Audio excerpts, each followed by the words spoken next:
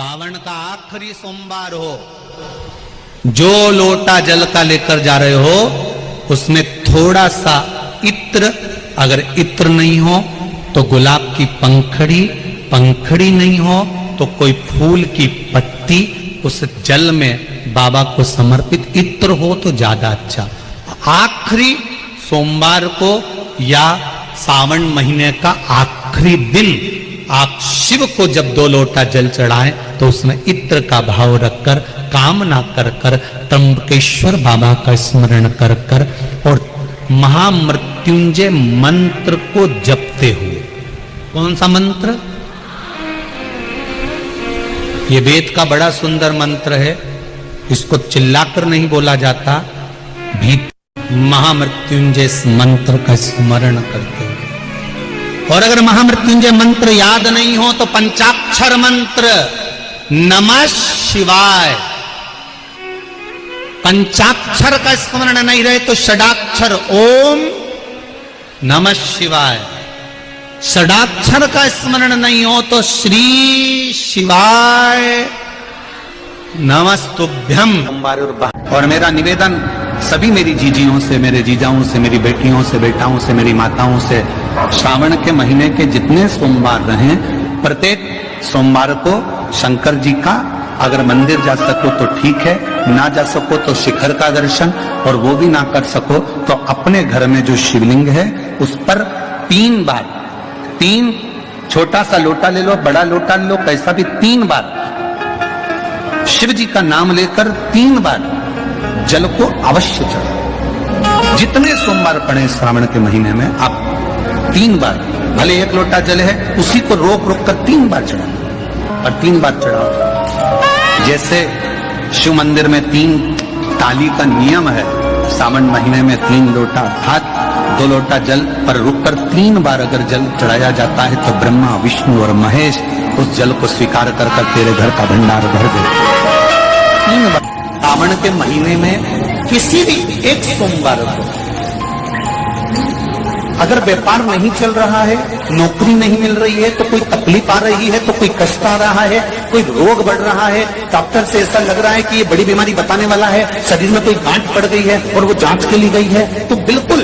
श्रावण के महीने में किसी भी एक सोमवार को गंगा जल लेकर जाइए शिव मंदिर में,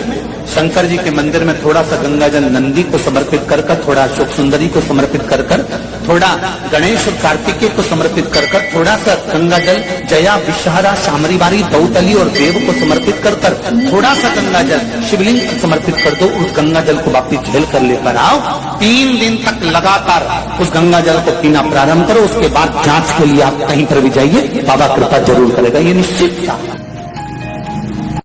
श्री शिवाय नमस्तुभ्यं। एक और अच्छी बात है, बहुत ध्यान लगाकर सुनिएगा जरा, जितने आस्था चैनल पर सुन रहे हो, यूट्यूब पर सुन रहे हो,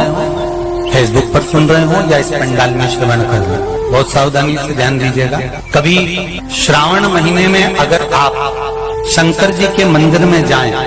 और शिव मंदिर किसी वृक्ष के नीचे हो, वट वृक्ष के नीचे हो, चाहे पीपल के वृक्ष के नीचे हो, चाहे वो आंवले के वृक्ष के नीचे हो, चाहे वो बेलपत्री के वृक्ष के नीचे हो, चाहे वो शमी के वृक्ष के नीचे हो, चाहे जिस वृक्ष, कोई भी वृक्ष के नीचे अगर कोई शिवालय है, शंकर जी का कोई मंदिर या शंकर जी का कोई शिवलिंग रखा हुआ, तो एक दुर्वा किसी भी श्रावण महीने में तुम जब भी किसी शिवालय में जाएं, जिस वृक्ष के नीचे शिवलिंग, उस शिवलिंग पर ये शिवलिंग रखा हुआ है, ये जलाधारी, जलाधारी पर जहां शिवलिंग रखा हुआ है वहां कटी भाग, कटी भाग माता पार्वती जी का हस्तकमल, उसके ऊपर रखा हुआ है शिवलिंग, सामने अशोक सुंदरी और भगवान शंकर के दोनों पुत्र गणेश कार्तिकेय, ऊपर से जल गिरता है जया, विषहरा, शामरीबारी, दौतली, देव, ये भगवान शंकर की 5 बेटियां। तो जो कटी भाग, इस कटी भाग पर अगर मात्र एक दुर्वा समर्पित कर कर, जिसकी किडनी या लीवर डैमेज हो रहा हो, काम नहीं कर रहा हो, या किडनी लीवर में कोई तकलीफ हो रही हो, या डायलिसिस चल रहा हो तो मात्र एक दुर्वा उस कटी भाग पर श्रावण उस दुर्वा के 7 टुकड़े कर 7 दिन प्रतिदिन सुबह के समय पर उसको चबाकर खा लेने पर या निगल जाने पर धीरे धीरे धीरे धीरे डायलिसिस बंद होने लगता है और किडनी लीवर अपना काम करना प्रारंभ कर देते हैं। एक दुर्वा, कितनी दुर्वा? एक दुर्वा, मात्र एक दुर्वा। शंकर भगवान पर चढ़े हुए जल जब नीचे की ओर आता है, जिस जगह पर जल गिरता है उस जगह पर मात्र एक दुर्वा अपनी कामना कर इस शरीर के सुख के लिए शंकर भगवान के जल गिरने वाले स्थान के पास में अवधूतेश्वर महादेव के नाम से रख दी जाती है, तो जिंदगी में कभी बड़ी बीमारी नहीं आती। उसी तरह इससे रोग को समाप्त करने के लिए दुर्वा का प्रयोग किया गया। आप लोगों ने पूर्व में जो शिव महापुराण की कथा कुबेरेश्वर बाबा की धरा से करी थी, वो आप लोगों को ध्यान में होगा। दुर्वा कैसे उत्पन्न हुई थी, दुर्वा का महत्व क्या है, कितनी दुर्वा चढ़ाना चाहिए, कैसी दुर्वा चढ़ाना चाहिए, दुर्वा की उत्पत्ति कहाँ से हुई है, दुर्वा तोड़ने के बाद पानी में डालने के बाद फिर हरी हो जाती है, इसका क्या कारण है, दुर्वा गणेश जी को क्यों चढ़ाई जाती है, शंकर जी को दुर्वा किस स्थान पर चढ़ाई जाती है, ये सारी कथा आपको पूर्व में इसी कुबेरेश्वर बाबा के पावन धरा से सुना चुके हैं, जो टीवी पर डली हुई है। कभी आपने नहीं सुनी हो तो यूट्यूब पर से दुर्वासा महापुराण की कथा निकालकर उसको श्रवण कर सकते। उसमें वर्णन किया है कि इस दुर्वा का महत्व क्या है, दुर्वा का क्या। मात्र एक दुर्वा शिवलिंग पर चढ़े हुए जल जहां से नीचे की ओर गिरता है, उस जगह पर मात्र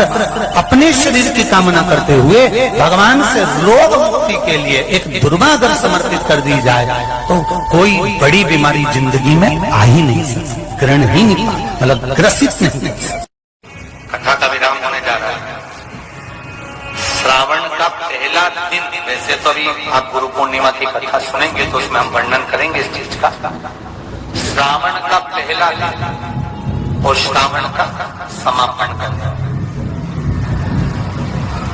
ये 2 दिन तुम रुका जी का नाम लेकर अशोक सुंदरी वाली जगह पर एक बेलपत्र अगर कोई समर्पित कर देता है तो उसके घर में वंश की कभी कमी नहीं आ सकती, उसके घर संतान जरूर होती है, पुत्र प्राप्त होता है, बेटी हो बेटा हो संतान अवश्य प्राप्त होता है,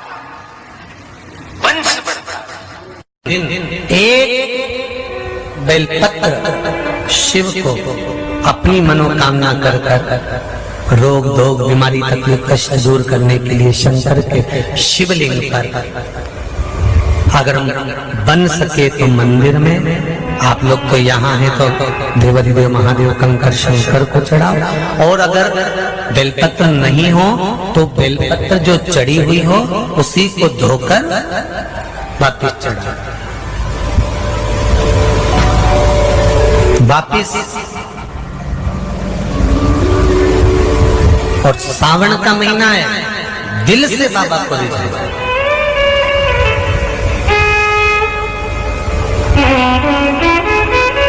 हम धर्म करने के चक्कर में, परमात्मा के भजन के चक्कर में किसी का अपमान ना करें। इसका जो माताएं श्रावण के सोमवार का व्रत करती हैं वो पशुपति व्रत मत करना, जो श्रावण के सोमवार का व्रत नहीं करती हैं वो पशुपति व्रत कर सकती हैं, उनको पशुपति व्रत करने का मना नहीं। पर यदि श्रावण का व्रत आप पहले से करते आ रहे हो, श्रावण महीने का व्रत करते आ रहे हो, या श्रावण के महीने में तुम सोमवार करते आ रहे हो, तो फिर पशुपति व्रत ना करते हुए इसको 1 महीना, भले 2 हुए हो 3 हुए हो 4 हुए हो, रोक दो। फिर अगला जब श्रावण पूर्ण हो जाए फिर जो सोमवार आए फिर चालू कर दो। पर अगर श्रावण का व्रत करते हो तो, और अगर श्रावण का व्रत नहीं करते हो तो पशुपति व्रत चालू 2 कर लो। कितने पात्र करना, जम के बोलो जरा, 2 पात्र कर लो, भले 2 हाथ में लेकर मत जाओ, एक के ऊपर एक कलश लेकर जाओ। उसका कारण क्या है, शंकर भगवान ने मां पार्वती के सम्मुख में गंगा का आवाहन करा था। तो गंगा जी ने आकर पूछा था, स्वामी जब पार्वती आपके नजदीक में विराजमान है तो मुझे बुलाने का कारण क्या है? भगवान शंकर कहते हैं, श्रावण का महीना प्रारंभ हो रहा है, जब मेरे ऊपर सृष्टि का भार आएगा तो मुझे गंगा और पार्वती दोनों की जरूरत पड़ेगी। जब घर में विवाह आता है, शादी आती है, कोई फंक्शन आता है, कोई मेहमान आते हैं तो थोड़ी ड्यूटी बढ़ जाती है। रोज 8 बजे उठते हो, पर शादी रहती है तो कितनी बजे उठना पड़ता है? सुबह 6 बजे। यहाँ पर भी आप रोज अपने घर पर उठते होगे 8 बजे तक, 7 बजे तक, पर यहाँ तो तुम जब सो रहे होगे तो सवेरे कब हो जाती है और रात कब हो जाती है तुम्हें नहीं मालूम पड़ता होगा कि कब रात हो गई कब सवेरे हो गई। लोग ढोलक पीते पीते पीते पीते 11, 12, 1 और तुम्हारी लग गई झपकी और बज गई 3:30, सब लग गए लाइन में नहाने और तुम भी भागी जल्दी से नहाने। अब नहाने भी कहाँ जाए? तो माता इतनी चतुर, होने का बरसती हो रही है जल की। भगवान भी सोच समझ के पानी गिराता था, 3 बजे से गिराना चालू करता था 6 बजे तक। उस बीच में भगवान को भी मालूम है मिश्रा जी कहाँ से नल लाएगा, इसलिए उन्होंने चारों तरफ से पानी गिराया और तो नहाना के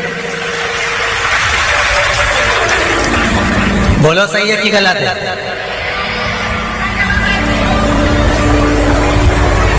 सब बाहर निकली धीरे से, इतनी चतुर राम जी, गजब की चतुर चतुर लोग आया है, गजब।